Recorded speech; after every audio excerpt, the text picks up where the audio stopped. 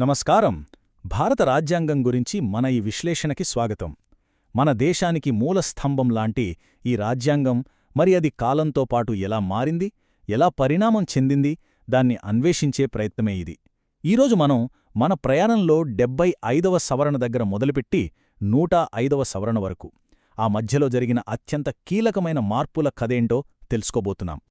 అసలు ఒక్కసారి ఆలోచించండి. కొన్ని దశాబ్దాల క్రితం రాసిన ఒక రాజ్యాంగం ఇవాళ 140 కోట్ల మంది జనాభా ఉన్న దేశానికి, ఈ ఆధునిక సమాజానికి ఎలా వర్తిస్తుంది? ఇది చాలా ముఖ్యమైన ప్రశ్న కదా. ఈ ప్రశ్నకి సమాధానం దొరికితే మన రాజ్యాంగం యొక్క అసలైన స్ఫూర్తి మనకు అర్థమవుతుంది. ఆ సమాధానమేంటంటే, మన రాజ్యాంగాన్ని ఒక జీవపత్రంగా, అంటే ఒక లివింగ్ డాక్యుమెంట్గా చూడటంలోనే ఉంది. అవును, అది పరిణామం చెందుతుంది. ఎలా? సవరణల ద్వారా. సింపుల్గా అనిపించినా చాలా శక్తివంతమైన పదమిది. ఈ సవరణలనేవి రాజ్యాంగానికి ఊపిరిలాంటివి. వాటివల్లే మన రాజ్యాంగం నిరంతరం తనను తాను అప్డేట్ చేసుకుంటూ ఎప్పటికప్పుడు ప్రస్తుత కాలానికి అద్దం పడుతుంది. సరే, మరి ఈ సవరణల వెనుకున్న కథలేంటో వాటినిప్పుడు మనం విడమర్చి చూద్దాం. సరే, ఈ సవరణలన్నింటినీ మనం ఒకదాని తర్వాత ఒకటి, అంటే టైమ్లైన్ ప్రకారం చూసుకుంటూ వెళ్ళొచ్చు. కాని అలా చేస్తే కేవలం సమాచారం మాత్రమే తెలుస్తుంది. దాని వెనకున్న అసలు కథ, ఆ పెద్ద చిత్రాన్ని మనం మిస్ అవుతాం. అందుకే ఈ విశ్లేషణలో మనం కొన్ని ముఖ్యమైన థీమ్స్ లేదా విభాగాలుగా వీటిని విభజించి చూద్దాం. సామాజిక న్యాయం, పాలన, పన్నులు, ఇలా. అప్పుడు మనకు చాలా స్పష్టమైన అవగాహన వస్తుంది. ఓకే, మరి మనం మొదలుపెట్టబోయే మొదటి, బహుశా అత్యంత ముఖ్యమైన విభాగం సామాజిక న్యాయం, అంటే సోషల్ జస్టిస్. సమాజంలోని వివిధ వర్గాలకి, ముఖ్యంగా అణగారిన వర్గాలకి సమానత్వం, సరైన ప్రాతినిధ్యం కల్పించడానికి మన రాజ్యాంగాన్ని ఎలా మార్చారు, ఏ సవరణలు తీసుకొచ్చారు, వాటి గురించి వివరంగా చూద్దాం. ఇక్కడ చూస్తే మన చర్చకు ఒక రోడ్ మ్యాప్ లాంటిది ఈ టైమ్లైన్. 2000 సంవత్సరంలో ఎస్సీ ఎస్టీల రక్షణల కోసం చేసిన చట్టాల దగ్గర్నుంచి 2021లో ఓబీసీల గుర్తింపు అధికారంపై వచ్చిన కీలకమైన సవరణ వరకు, మధ్యలో రిజర్వేషన్ వ్యవస్థలో వచ్చిన ఎన్నో పెద్ద మార్పులున్నాయి. ఈ ప్రయాణంలోని ప్రతి మైలురాయిని మనం ఇప్పుడు నిశితంగా పరిశీలిద్దాం. సరే, ముందుగా 2000వ సంవత్సరంలోకి వెళ్దాం.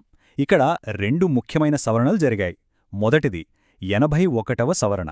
ఇది బ్యాక్లాగ్ ఖాళీల గురించి మాట్లాడుతుంది. అంటే ఎస్సీ ఎస్టీల కోసం కేటాయించిన ఉద్యోగాలు 1 సంవత్సరంలో భర్తీ కాకపోతే అవి వృథా అయిపోయేవి. కానీ ఈ సవరణతో ఆ ఖాళీలను తర్వాత సంవత్సరానికి క్యారీఫార్వర్డ్ చెయ్యొచ్చు, 50% రిజర్వేషన్ పరిమితితో సంబంధం లేకుండా. ఇక రెండోది 82వ సవరణ. ఇది పదోన్నతులలో, అంటే ప్రమోషన్స్లో ఎస్సీ ఎస్టీ అభ్యర్థులకు అర్హత మార్కులను తగ్గించడానికి ప్రభుత్వానికి అధికారం ఇచ్చింది. ఈ రెండూ కలిసి వాళ్ల ప్రాతినిధ్యాన్ని పెంచడానికి బాగా ఉపయోగపడ్డాయి. ఇప్పుడు చూడండి, ఒకే డాక్టర్ అన్ని రకాల జబ్బుల్ని చూడటం కన్నా స్పెషలిస్ట్ డాక్టర్ చూడటం మంచిది కదా. సరిగ్గా అలాంటి ఆలోచనే ఇది. మొదట్లో షెడ్యూల్డ్ కులాలు ఎస్సీ, షెడ్యూల్డ్ తెగల ఎస్టీ కోసం కలిపి ఒకే జాతీయ కమిషన్ ఉండేది. కాని వాళ్ల సమస్యలు, అవసరాలు వేర్వేరు. అందుకే 2003లో 89వ సవరణ ద్వారా వీటిని 2 వేర్వేరు కమిషన్లుగా విడగొట్టారు. అంటే national commission for scheduled castes NCSC ఒకటి, national commission for scheduled tribes NCST మరొకటి. దీనివల్ల ప్రతి వర్గం మీద ప్రత్యేకంగా మరింత సమర్థవంతంగా దృష్టిపెట్టడం సాధ్యమైంది. ఇది నిజంగా ఒక గేమ్ చేంజర్ లాంటి సవరణ. 93వ సవరణ 2005. ఇప్పటిదాకా రిజర్వేషన్లు ఎక్కువగా ప్రభుత్వ సంస్థలకే పరిమితమయ్యాయే గాని ఈ సవరణతో మొదటిసారిగా ఎస్సీ ఎస్టీ మరియు ఓబీసీలకి ప్రైవేట్ విద్యాసంస్థలలో కూడా రిజర్వేషన్లు కల్పించారు. ఇది చాలా పెద్ద అడుగు. దీని తర్వాతే మనం తరచుగా వినే 27% ఓబీసీ కోటా అనేది కేంద్ర ప్రభుత్వ సహాయం పొందే విద్యాసంస్థలలో అమల్లోకి రావడానికి మార్గం సుగమమైంది. మనం ముందుకు వెళ్లే ముందు ఒక చిన్న పదాన్ని స్పష్టంగా అర్థం చేసుకుందాం. అదే ఎస్సీబీసీలు, అంటే socially and educationally backward classes. వీటినే మనం సాధారణంగా ఓబీసీలు, అంటే అదర్ బ్యాక్వర్డ్ క్లాసెస్ అని పిలుస్తాం. రిజర్వేషన్ల కోసం ప్రభుత్వం గుర్తించిన సామాజికంగా, విద్యాపరంగా వెనుకబడిన వర్గాలే వీళ్లు. ఈ పదం గుర్తుపెట్టుకోండి, ఎందుకంటే తర్వాతి సవరణలు దీని చుట్టూనే తిరుగుతాయి. సరే, ఎస్సీబీసీలు లేదా ఓబీసీలు ఎవరో మనకు తెలిసింది. కాని అసలు ప్రశ్నేంటంటే, వీళ్లని ఎవరు గుర్తిస్తారు? అంటే ఒక కులాన్ని ఓబీసీ జాబితాలో చేర్చాలంటే ఆ అధికారం ఎవరికుంది?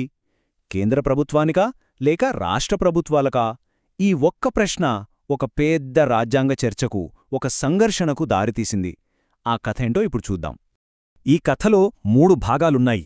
మొదట 2018లో 102వ సవరణ వచ్చింది. ఇది జాతీయ వెనుకబడిన తరగతుల కమిషన్కు రాజ్యాంగ హోదా ఇచ్చింది. అలాగే ఓబీసీల జాబితాను నోటిఫై చేసే అధికారం రాష్ట్రపతికి ఇచ్చింది. అంత బాగానే ఉందనుకుంటున్న టైంలో 2021లో సుప్రీంకోర్టు ఒక తీర్పిచ్చింది. దాని ప్రకారం ఆ సవరణ తర్వాత ఓబీసీలను గుర్తించే అధికారం కేవలం కేంద్ర ప్రభుత్వానికి మాత్రమే ఉంది, రాష్ట్రాలకు లేదు అని చెప్పింది. ఇది చాలా పెద్ద మలుపు. దీంతో రాష్ట్ర ప్రభుత్వాలు తమ అధికారాన్ని కోల్పోయాయి. అప్పుడు పార్లమెంటు మళ్లీ జోక్యం చేసుకుని 105వ సవరణను తీసుకొచ్చింది. ఈ సవరణతో లేదు, రాష్ట్రాలకు కూడా వాళ్ల సొంత ఓబీసీ జాబితాలను తయారు చేసుకునే అధికారం ఉంది అని చట్టాన్ని స్పష్టం చేసింది. సో ఇది కేంద్ర రాష్ట్రాల మధ్య అధికార సమతుల్యతను మళ్లీ పునరుద్ధరించిన ఒక ముఖ్యమైన ఘట్టమన్నమాట. 10%, జస్ట్ ఈ ఒక్క నంబర్ 10%, భారత రిజర్వేషన్ చరిత్రలోనే ఒక సరికొత్త అధ్యాయానికి నాంది పలికింది. ఇంతకీ ఏంటి 10%? దీని వెనకున్న కథేంటి? ఇదే 103వ సవరణ 2019. ఇది ఈడబ్ల్యూఎస్ రిజర్వేషన్లను ప్రవేశపెట్టింది. అంటే ఎకనామికలీ వీకర్ సెక్షన్స్.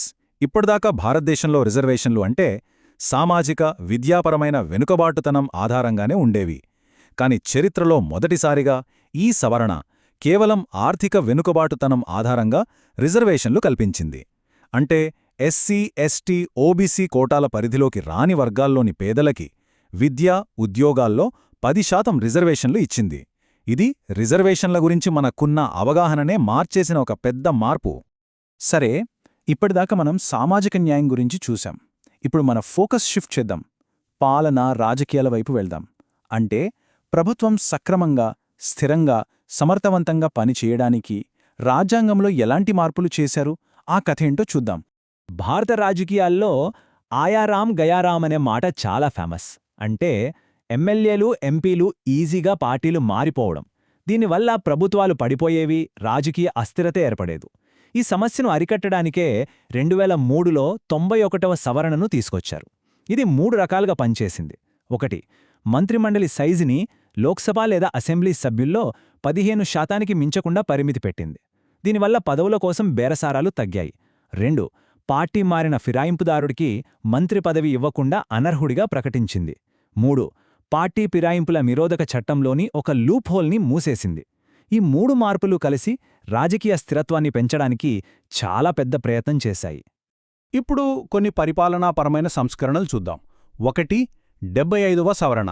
ఇది అద్దెకు సంబంధించిన వివాదాలు కోర్టుల్లో ఏళ్ల తరబడి సాగకుండా వాటిని వేగంగా పరిష్కరించడానికి రాష్ట్రాలు ప్రత్యేకంగా రెంట్ కంట్రోల్ ట్రిబ్యునల్స్ ఏర్పాటు చేసుకోవడానికి అవకాశం కల్పించింది.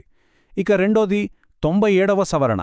ఇది మన దేశంలో సహకార సంఘాలకు అంటే కోఆపరేటివ్ సొసైటీస్కి రాజ్యాంగ హోదా కల్పించింది.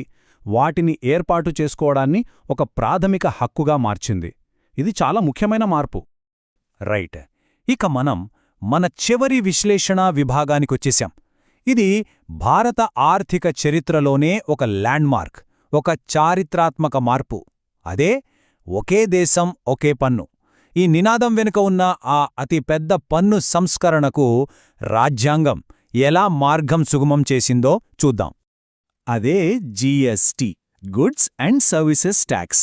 రాజ్యాంగంలో ఏం మార్చారో చూసే ముందు అసలు జీఎస్టీ అంటే ఏంటి? చాలా సింపుల్గా చెప్పాలంటే ఇంతకుముందు VAT, service tax, excise duty ఇలా రకరకాల పన్నులు ఉండేవి. వాటన్నిటినీ తీసేసి దేశవ్యాప్తంగా వస్తువులు, సేవల మీద ఒకే ఒక్క పరోక్ష పన్ను విధించే వ్యవస్థే జీఎస్టీ. ఇంత పెద్ద పన్నుల వ్యవస్థను తీసుకురావాలంటే రాజ్యాంగాన్నే మార్చాలి. ఆ పనే 101వ సవరణ చేసింది. ఇది ప్రధానంగా 3 పనులు చేసింది. ఫస్ట్, ఆర్టికల్ 246A అని కొత్తది చేర్చి జీఎస్టీ మీద చట్టాలు చేసే అధికారాన్ని కేంద్రానికి, రాష్ట్రాలకి ఇద్దరికీ ఇచ్చింది. సెకండ్, ఆర్టికల్ 279A ద్వారా జీఎస్టీ కౌన్సిల్ను ఏర్పాటు చేసింది. రేట్లు నిర్ణయించడం లాంటి కీలక నిర్ణయాలన్నీ ఈ కౌన్సిలే తీసుకుంటుంది. థర్డ్, ఇంతకు ముందున్న ఎన్నో పాత పరోక్ష పన్నులన్నింటినీ రద్దు చేసింది.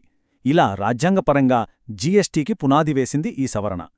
ఓకే, ఇంతవరకు మనం సామాజిక న్యాయం, పాలన, ఆర్థిక సంస్కరణలు ఇలా ఎన్నో సవరణల గురించి మాట్లాడుకున్నాం. మరి ఈ మొత్తం విశ్లేషణ నుంచి మనం గ్రహించాల్సిన ముఖ్యమైన విషయాలేంటి? ఒక్కసారి వెనక్కి తిరిగి చూద్దాం. చూడండి, మనం నేర్చుకున్నదేంటంటే, మొదటిది, మన రాజ్యాంగం ఒకచోట ఆగిపోయిన పత్రం కాదు, అది నిరంతరం మారుతూ కొత్త సవాళ్లకు అనుగుణంగా తనను తాను మలుచుకుంటుంది.